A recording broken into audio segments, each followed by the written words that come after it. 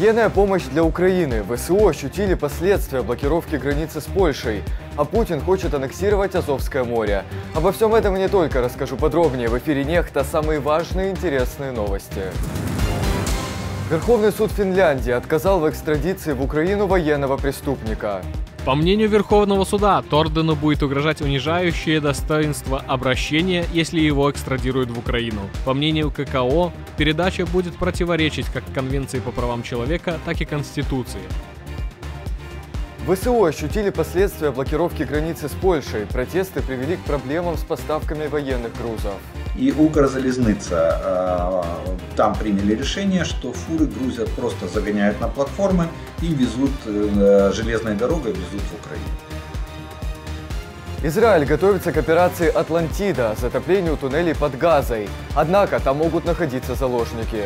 Ссылаясь на официальных лиц США, в докладе говорится, что армия обороны Израиля в прошлом месяце установила 5 больших водяных насосов возле лагеря беженцев Аль-Шати в городе Газа.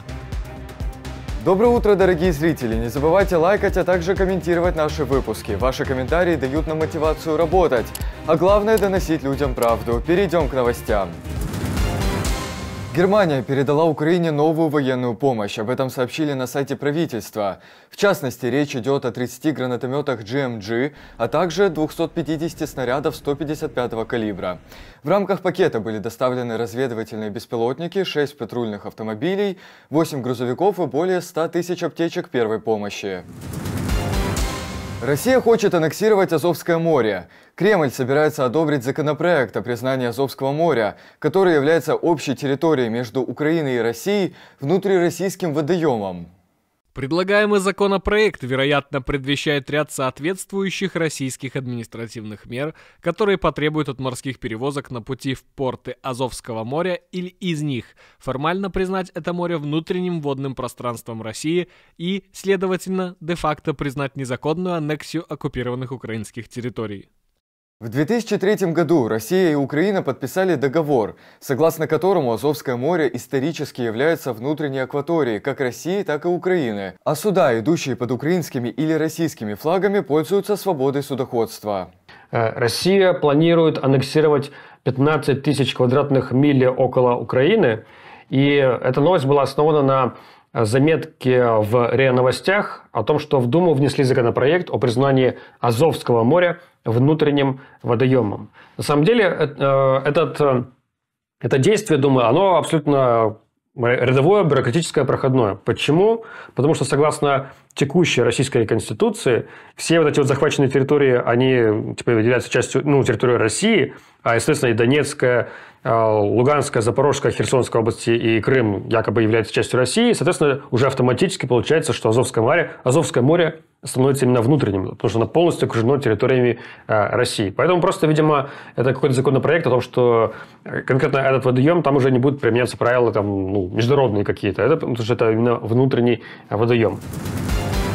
Не собирался, но вдруг решил участвовать. Владимир Путин будет баллотироваться на выборах президента в 2024 году. Как пишет ТАСС, попросил Путина участвовать спикер парламента так называемой ДНР Артем Жога. Президент же проявил снисходительность и дал свое согласие. Хотел бы просить вас принять участие в этих выборах, потому что работы очень много. Благодаря вашим действиям, вашему решению мы получили свободу, право выбора, и мы хотим принять участие в выборах президента Российской Федерации. И вы наш президент, работы очень много, еще нужно интеграция, пройти интегрирование, социальную связь, во все другие экономические форматы и чисто просто обычной человеческой мирной жизни. И под вашим руководством мы бы хотели бы это все делать. Вы наш президент, мы ваша команда, вы нужны нам, вы нужны России. Спасибо большое. Не буду скрывать, в разное время у меня были разные мысли, но сейчас вы правы, сейчас такое время, когда нужно принимать решение. Я буду баллотироваться на должность президента Российской Федерации. Российский избирком впервые постановил, что голосовать на выборах можно будет 3 дня – 15, 16 и 17 марта. При этом издание «Проект» проанализировало, в каком состоянии находится Путин, который намерен править государством до 2030 года. Журналисты издания сделали вывод, что российский диктатор не при смерти, однако очень устал и ведет себя странно. Путин много лет создавал имидж человека, не похожего на своих престарелых, обремененных болезнями и пагубными пристрастиями предшественников, вроде Бориса Ельцина или Леонида Брежнева. Но в преддверии третьего десятилетия своего правления он нередко походит именно на них. МОК допустил российских и белорусских спортсменов на Олимпиаду 2024. Однако поучаствовать в играх, которые должны пройти в Париже, они смогут только под нейтральным флагом. Кроме того, до участия в Олимпиаде не допустят тех спортсменов, которые поддержали боевые действия или как-то связаны с российской армией. Также сообщается, что чиновники из этих стран на игры попасть не смогут. Остаются под запретом и все российские и белорусские символы, включая флаги и гимны стран. Верховный суд Финляндии отказал в экстрадиции в Украину военного преступника, главу ДШРГ Русич Яна Петровского, признавшегося в убийствах украинских военнопленных. В ведомстве считают, что в украинской тюрьме могут нарушаться его права, а также якобы применяться пытки и наказания. Помимо этого, как пишет местное издание, суд постановил, что задерживать Петровского с целью экстрадиции нет смысла и потребовал освободить его, если нет других оснований для заключения. По мнению Верховного суда, Тордену будет угрожать унижающее достоинство обращение, если его экстрадируют в Украину. По мнению ККО, передача будет противоречить как Конвенции по правам человека, так и Конституции. Украина заявила в своем запросе об экстрадиции, что соблюдает положение Конвенции по правам человека. Однако, по мнению Верховного суда, уведомление не гарантирует, что с Торденом будет обращаться надлежащим образом. Россиянина подозревают в участии в деятельности террористической группы. Предполагается, что он причастен к преступлениям, совершенным в Луганской и Донецкой областях Украины. Израиль готовится к операции «Атлантида» – затоплению туннелей под Газой. Хамас выкопал на территории анклава более 800 туннелей, где хранятся боеприпасы, которые террористы используют для атак на Израиль. Кроме того, сами боевики укрываются там же. Как сообщает The Wall Street Journal, Цахал собрал для проведения операции целую систему насосов. Основной риск заключается в том, что ранее поступали сообщения о содержании в туннелях израильских заложников, захваченных в плен 7 октября. Ссылаясь на официальных лиц США, в докладе говорится, что армия обороны Израиля в прошлом месяце установила 5 больших водяных насосов возле лагеря беженцев Аль-Шати в городе Газа, которые способны затопить подземную сеть в течение нескольких недель, перекачивая тысячи кубических метров воды в час в туннеле. В результате обстрела ракетами из Ливана погиб 60-летний фермер на севере Израиля, сообщает телекомпания Кан. В свою очередь, Нетаньяху предупреждает, что Бейрут превратится в сектор Газа, если Хизбалла начнет тотальную войну. Если Хезболла решит начать тотальную войну, то она своими руками превратит Бейрут и Южный Ливан, находящийся недалеко отсюда, в Газу и Хан-Юнис.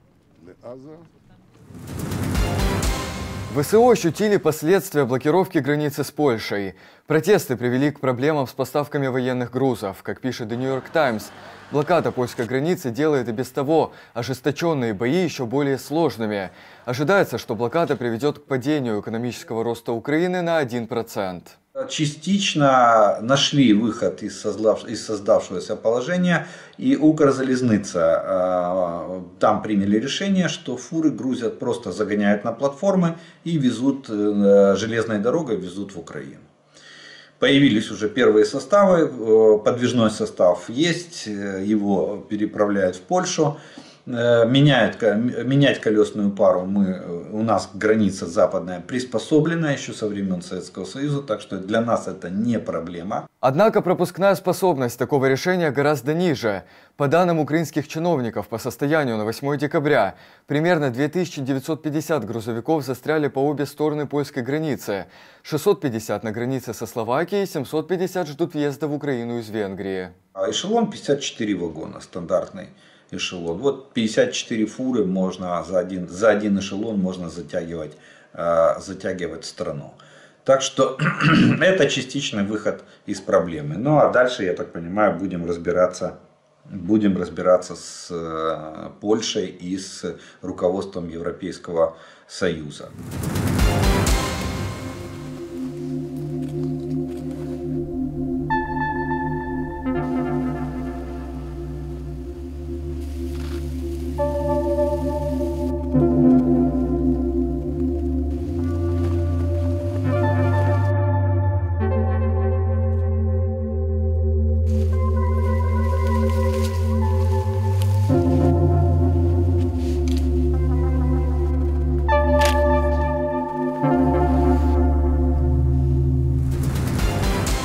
Спасибо, что смотрите, спасибо за доверие, жду ваших комментариев и лайков. Не забывайте нажимать на колокольчик, чтобы всегда оставаться в информационной повестке.